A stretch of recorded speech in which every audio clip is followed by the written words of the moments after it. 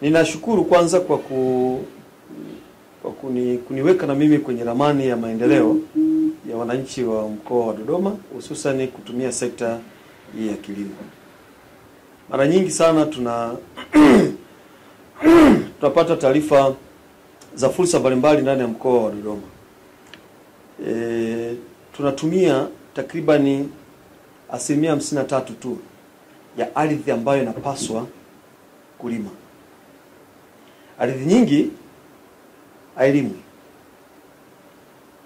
Sasa sababu za kutolimwa wengi hatuzijui.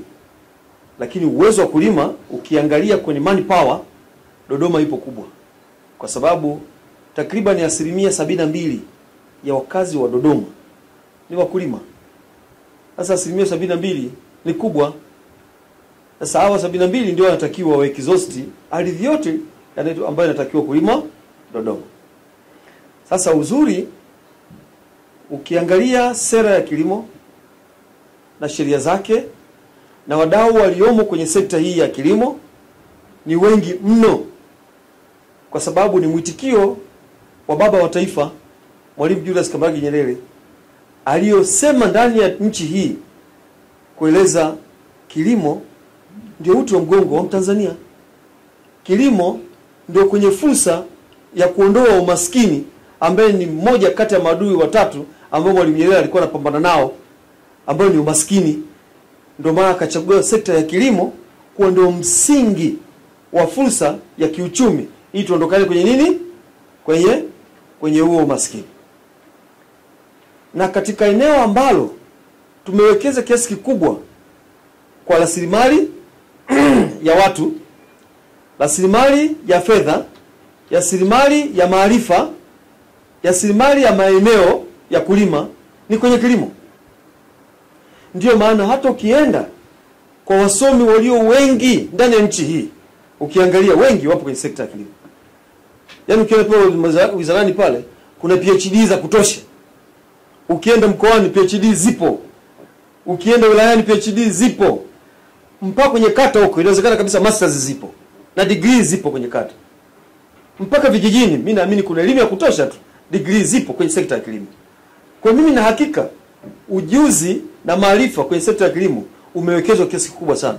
Hii ni kumwitikia Mheshimiwa Mwalimu Julius Kambarage Nyerere ambaye amewekeza kwenye eneo la kilimo. Lakini ukiangalia hata fedha ambazo zinawekezwa kwenye sekta ya kilimo zinazidi kuongezeka. Sasa hivi ndio sekta pekee ambayo ina bajeti kubwa ndani ya bajeti ambayo mpaka mwaka huu mpaka sasa hivi tunaitekeleza.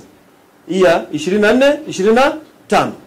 Wizara ya Kilimo ina trilioni 1 na bilioni 200 plus kwenye wizara hii moja, ambayo imejipambanua kuondoa umaskini wa Tanzania hii kwa kutumia sekta ya kilimo, hususani kwenye eneo hili la vijana. Eneo la vijana ni eneo kubwa ambalo kama serikali imeliwekea kipaumbele sana, kwa sababu iliwaahidi kutengeneza ajira mpya zaidi ya milioni 8 kupitia ilani ya Chama cha Mapinduzi, ambayo ndio serikali yake hii ya awamu ya 6 ya Mheshimiwa Daktari Samia Suluhu Hassan ndio anayeiongoza.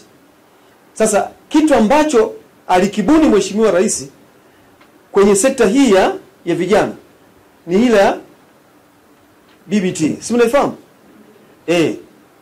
Sasa BBT ile ambayo inaratibiwa moja kwa moja na wizara ina approach nyingi ya kumfanya kijana aweze kumiliki ardhi, apate maarifa ya kilimo, atumie mbinu za kisasa na teknolojia katika kilimo ili aweze kuongeza tija katika matokeo ya kilimo anachokifanya.